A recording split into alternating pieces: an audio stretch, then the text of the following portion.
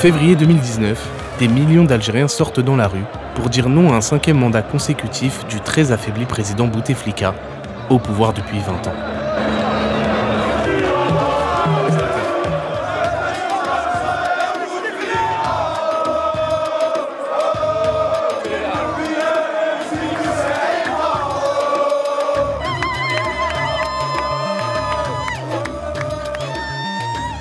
C'est le début du Hirak, mouvement en arabe, la plus grande révolte populaire algérienne depuis les années 1990.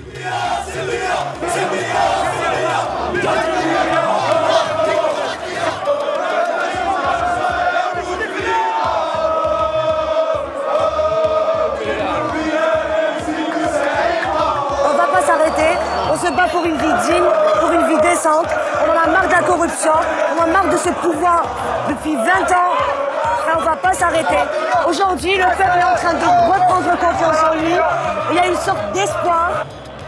Xavier Driancourt était alors en poste à Alger. Le 8 mars 2019, 13 millions d'Algériens sortent dans les rues.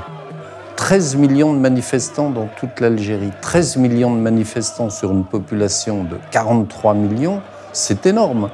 En France, à la même époque, 200 000, 300 000 gilets jaunes mobilisés, police et gendarmerie, toutes les forces de l'ordre. En Algérie, 13 millions de manifestants, c'est énorme, énorme, dans toutes les grandes villes algériennes. Donc voilà, beaucoup de questions se posaient au début de ce mouvement, le Hirak. Face à la révolte populaire, au lieu de quitter enfin le pouvoir, Abdelaziz Bouteflika va s'obstiner à rester en poste, quitte à annuler les élections. Furieux de ce tour de passe-passe, les Algériens persistent à réclamer son départ.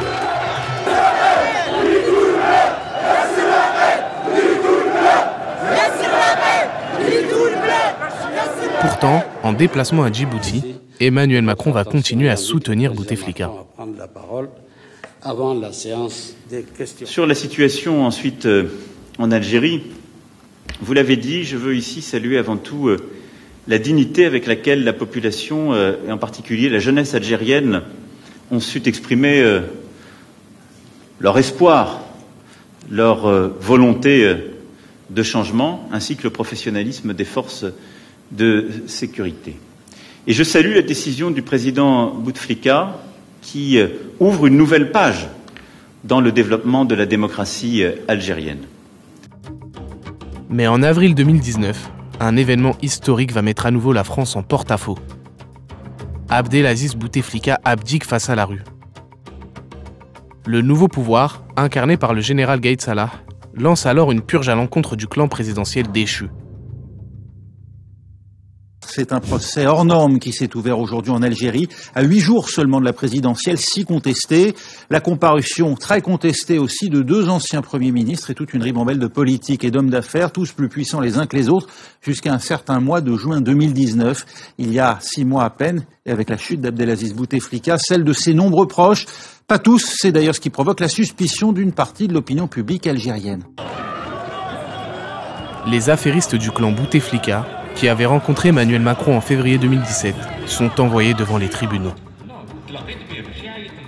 Ali Haddad écopera de 12 ans de prison, notamment pour financement occulte de campagne électorale.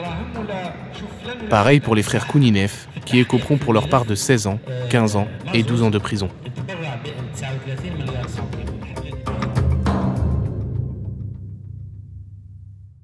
En décembre 2019, place à un nouveau président, Abdelmajid Tebboune.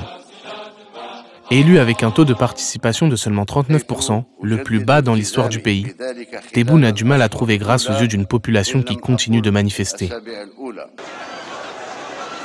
Le nouveau pouvoir décide alors d'emprisonner arbitrairement des manifestants, journalistes et opposants politiques.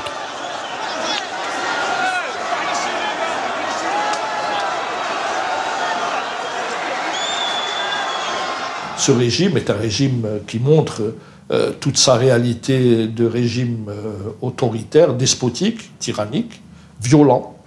Elle commençait à réprimer de manière brutale le Hirak. Il arrête des dizaines et des dizaines de personnes sous titre de leur liberté d'expression.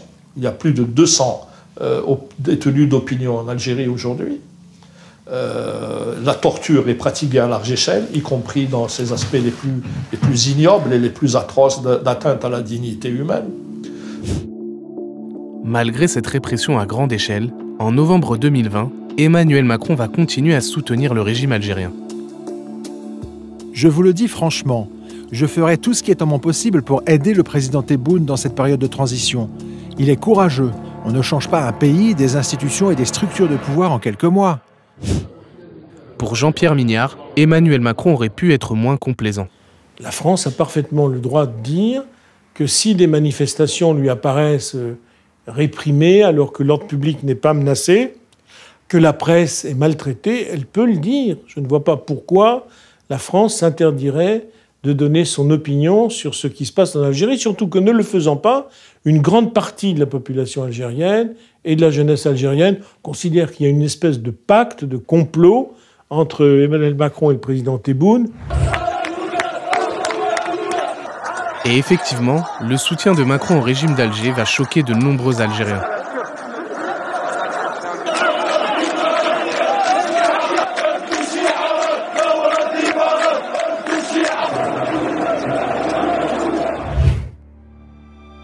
En octobre 2021, recevant à l'Élysée une vingtaine de jeunes d'origine algérienne, le président français va pour la première fois tenter de prendre ses distances à l'égard d'Alger, qu'il accuse d'entretenir une rente mémorielle.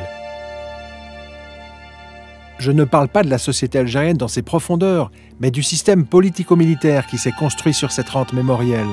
On voit que le système algérien est fatigué, le Irak l'a fragilisé. J'ai un bon dialogue avec le président Tebboune, mais je vois qu'il est pris dans un système qui est très dur. Je crois que c'est très bien de dire les choses, parce que avec l'Algérie, ce qui m'a frappé durant mes 2 séjours et d'une manière générale, c'est que notre classe politique française est très gênée et handicapée sur l'Algérie. Mais aux jeunes reçus à l'Élysée, Emmanuel Macron a aussi tenu d'autres propos qui vont choquer Alger. La construction de l'Algérie comme nation est un phénomène à regarder. Est-ce qu'il y avait une nation algérienne avant la colonisation française?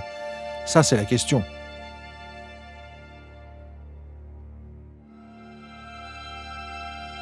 Furieux de cette déclaration, Alger rappelle son ambassadeur et suspend le survol de son territoire par les avions militaires français engagés au Sahel.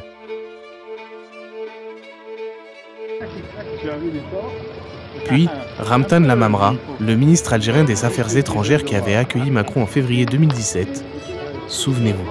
Bonjour, je viens vous voir après. Mon ami. Va rappeler à l'ordre le président français lors d'une visite au Mali. Écoutez bien.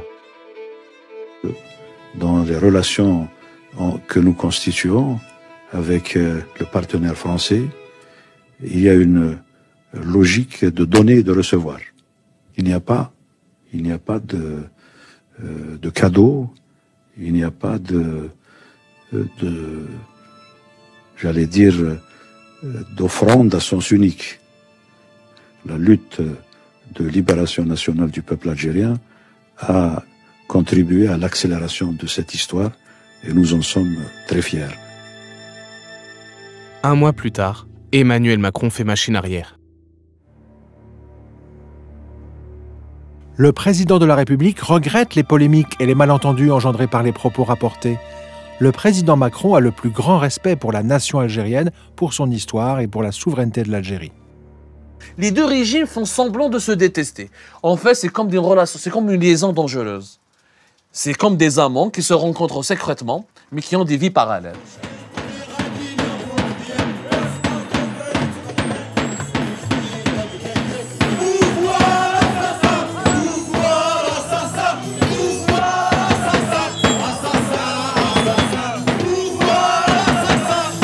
Conséquence du soutien de Paris au régime d'Alger, beaucoup d'Algériens de France sont aujourd'hui déçus par Emmanuel Macron.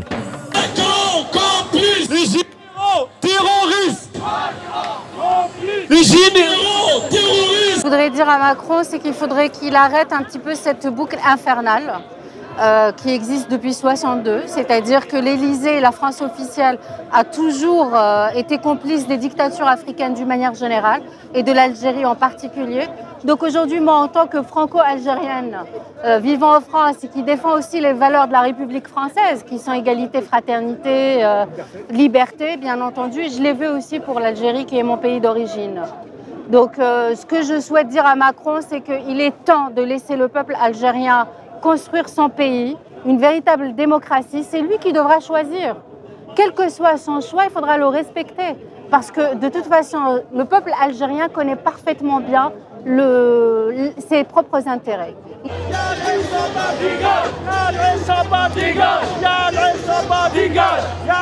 La France de Macron, pas le peuple français, mais la France de Macron et de Le Drian est totalement complice du régime algérien qui, depuis 2019, a emprisonné et mis en garde à vue quelque chose comme 7 à 8 000 personnes. Il y a quelque chose comme 400 personnes en prison. Il y a quelque chose comme 90 personnes en grève de la faim depuis 25 jours. Et ce, devant l'omerta totale de la communauté internationale qui fait semblant de ne pas le savoir. Tout ça pour des contrats gaziers, des contrats pétroliers, des contrats d'exploitation. Nous, on dit à M. Macron et à M. Castex qu'une vie humaine ne se marchande pas. On ne doit pas traiter avec des régimes totalitaires comme le régime algérien. Le régime algérien, sa seule vocation est de disparaître.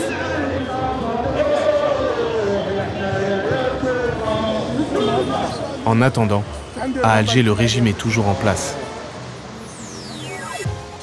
Alors, depuis quelques années, de plus en plus de jeunes ayant perdu espoir dans leur pays tentent de rallier l'Europe sur des embarcations de fortune. On appelle cela le phénomène des haragas.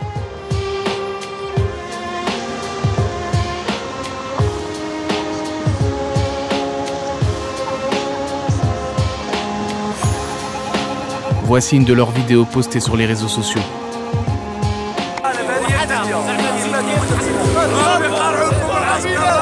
Entre misère d'une traversée et espoir d'un monde meilleur.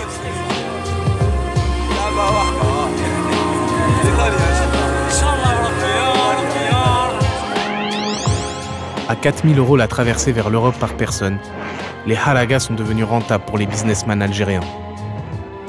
4 000 € pour recommencer sa vie de l'autre côté de la Méditerranée.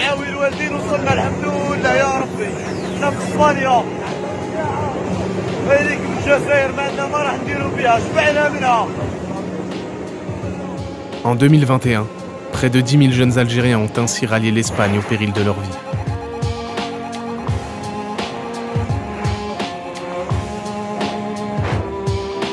Ce régime ne se préoccupe pas de l'intérêt général, mais se préoccupe de l'intérêt de ceux qu'il dirige, simplement. Et donc, voilà ce que la France démocratique, la France des libertés soutient en Algérie. Oui.